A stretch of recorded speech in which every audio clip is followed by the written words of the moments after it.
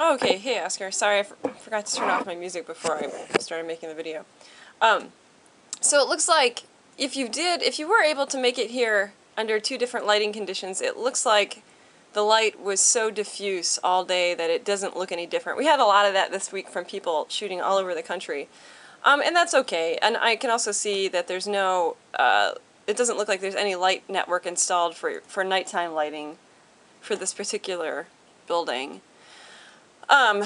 So one thing that I think we all learned is if you ever have an assignment from a client to shoot architecture in available light, make sure you give yourself a large window so that you can wait around for weather that's going to show the building in a more flattering way.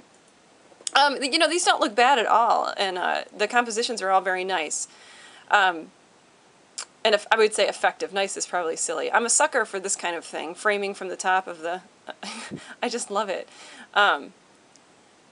So I think these look pretty good. And yeah, I would say that our meters almost always work better in incident mode over reflective mode. Remember, the only time your light meter is really going to work in reflective mode is if you're using an 18% gray and you're reflecting off of that 18% gray. That's the only time that it's really going to work. Otherwise, you know, it could be pointing at anything, and you know, the meter's only going to give you exposure settings that will yield an 18% gray in that exposure value, in that amount of light. This is cool. These branches. I think you did a lot of really interesting work with these branches hanging out in front of the tree, or in front of the building, actually. I think a lot of these are really lovely. And I would probably like to see some of them larger. And then you look at that, you've got a flock of birds taking off. Lovely.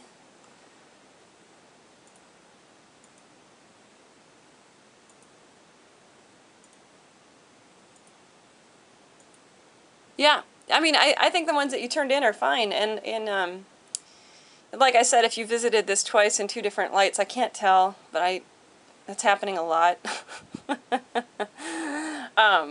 So it would be nice for you to revisit this idea on your own of shooting a building in two very different types of light. You know, maybe when you get back home, or and the weather clears up for you, and you've got some more time. I mean, it's actually a really good learning experience. And then you can compare the difference between when something looks its best in available light. And it's a really good process to go through. So thank you for getting this in, and like I said, if you have time in the future on your own, maybe redo this assignment. Your compositions look great. I think the exposures are fine, really, what you have here, because it gives us a little bit more color in the copper gutters and in the terracotta paint here.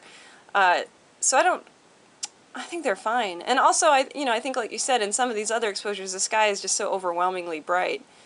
You know, for a client, they would probably want to see detail, you know, here in this portico or wherever that is. But for aesthetics, it probably looks better with the darker exposures, I think. Okay, thank you, Oscar. I'll see you in the next assignment.